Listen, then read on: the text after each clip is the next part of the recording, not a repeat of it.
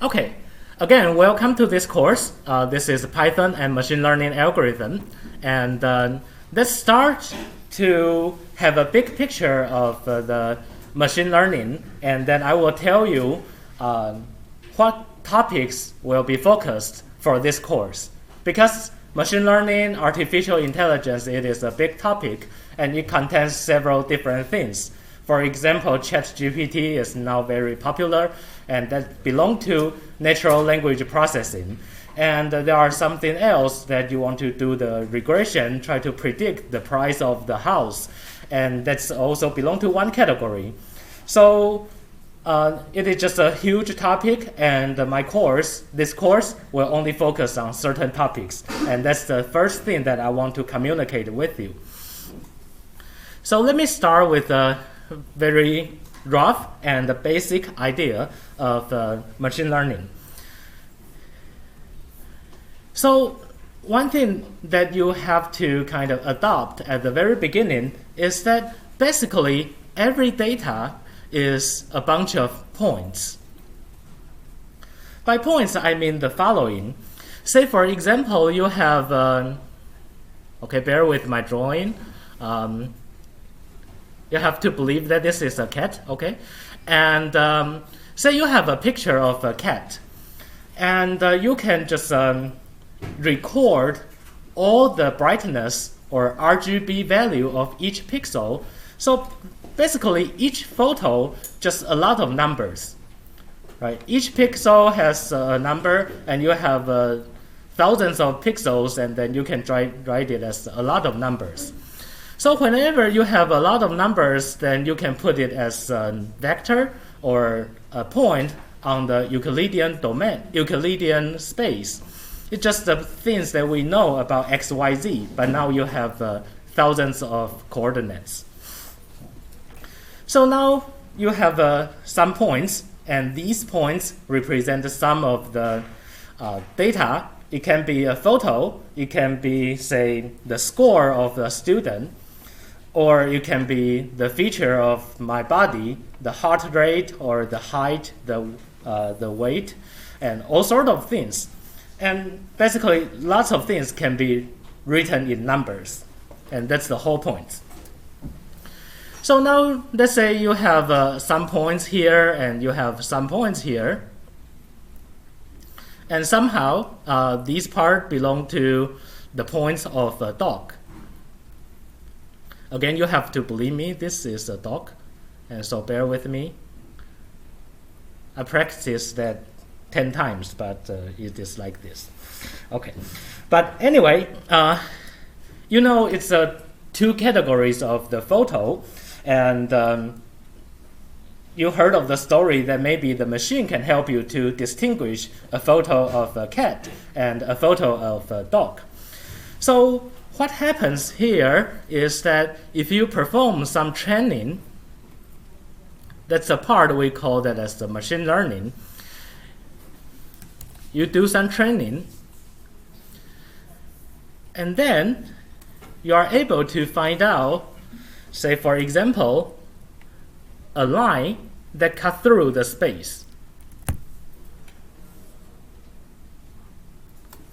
Okay, I know if you are writing a note, then you are not able to perform this action. But just basically, you have a line, and this is usually called as the model.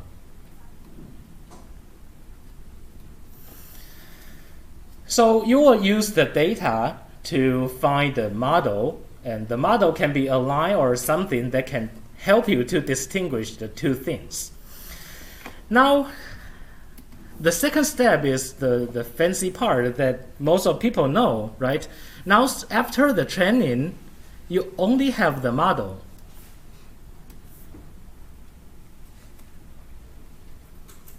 And you take out all the data you have. Now, suppose there is a new picture, and it looks like this.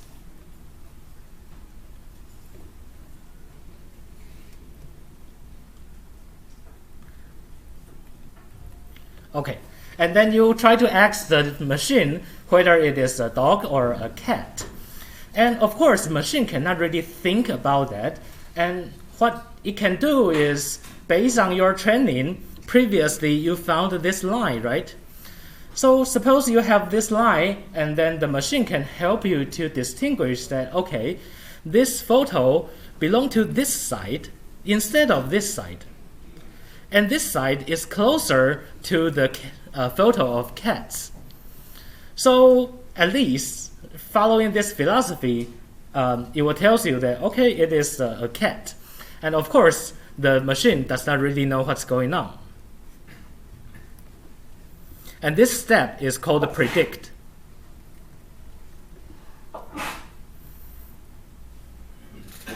Okay, so it all depends on your training, your model. If you do that nicely, then you can get a good model that really tells you, okay, these photos are the cats, and these photos are the dogs. And maybe you can create a new category saying that, okay, these photos does not belong to a cat or a dog.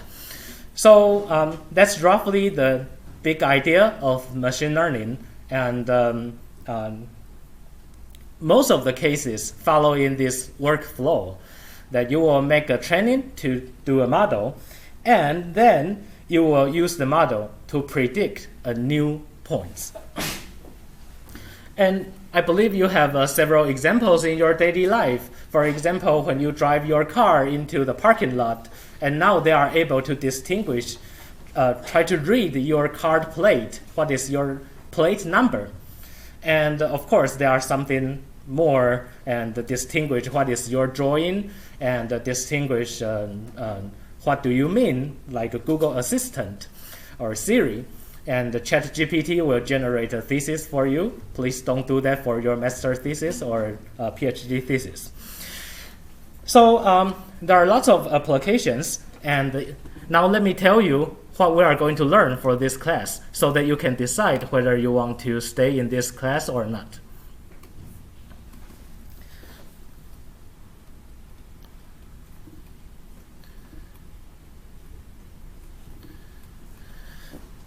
So like what I say, this is a big topic, and it composed of several things that is more theoretical. That's the foundation of all the algorithm. You make sure the algorithm will work, and you make sure that the algorithm is precise, give you a good prediction in the end. And on the other hand, it is also very good to have some practice or application. So for the theory, you need linear algebra.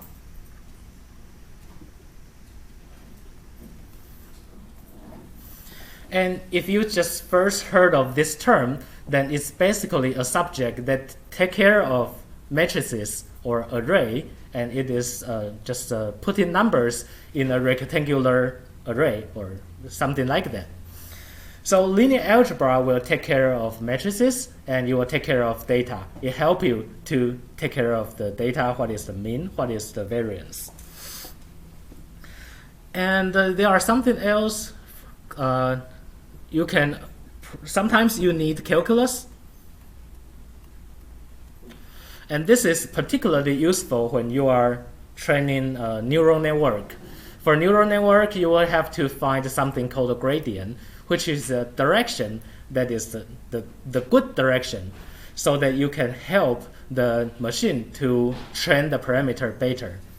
Okay, but unfortunately, this course is not going to cover the neural network. So this is one of the big things that I want to let you know.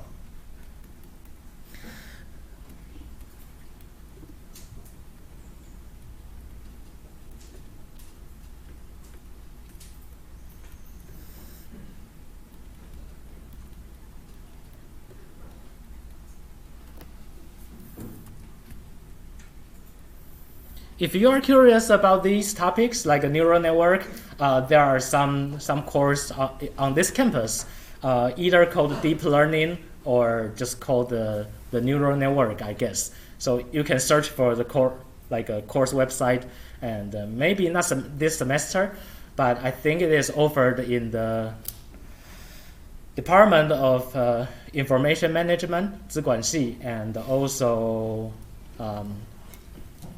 of course, computer science department, they have these courses, 自工系. And actually, the College of Management also offers quite many things. Nowadays, this is like a topic that many discipline will study, and their student will need it. Okay, so let me continue. You might need statistic, and probability, and you might need some knowledge about algorithm.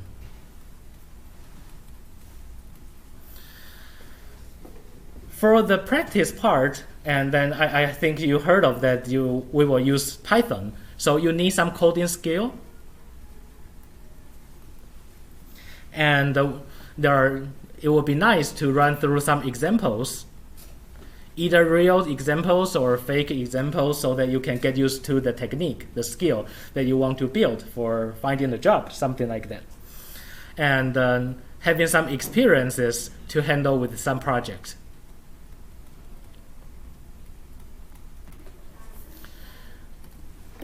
Okay, so it's a big one, right? And so a lot of things will be here. And somehow this course only covers, we will spend a third of the semester to take care of linear algebra. So for some of you, probably this is too theoretical, but I want to let you know in advance. But it is like handling the data and helping you to develop the knowledge for machine learning algorithm. For example, principal component analysis, something called PCA. It relies on an understanding of the spectral decomposition of a matrix. There are some big terms, but just let you know that part of the course will cover this. And then, again, roughly a third of the course will cover the algorithm. And by algorithm, I mean I will tell you the details, step by step, how you are going to do that and how you are going to write the code for this algorithm. Okay, so by that I mean we will focus on the algorithm itself instead of asking you to use the algorithm to do something. Okay, say for example, linear regression. Most of you heard of linear regression. It is just drawing a line, right? And a third of the course will help you to know the meaning or how to find the line. And a third of the course will give you some real examples, okay, and let you use the linear regression to do some practice, okay? So I guess in general, this part is more fun, and it will help you to train a model and then make a prediction, and that's the impression that you have about machine learning. But somehow we will spend about 1/3 for the mathematics, I would say, and the other 1/3 for the algorithm itself. Try to tell you the details and probably let you know the algorithm actually work. So it depends on your personality, right? Sometimes you feel like as long as I can run the algorithm, I can get a good model and it give me 90% correctness, that it is good enough, right? And unfortunately, there are a lot of weird person in math department who care about, well, are you sure the algorithm will work? Are you sure that the algorithm only works for, it's not just work for 90 times, it actually all the time it works. So I would say it's composed of some mathematics and algorithm and some real practice. Okay, so that's the part for this introduction.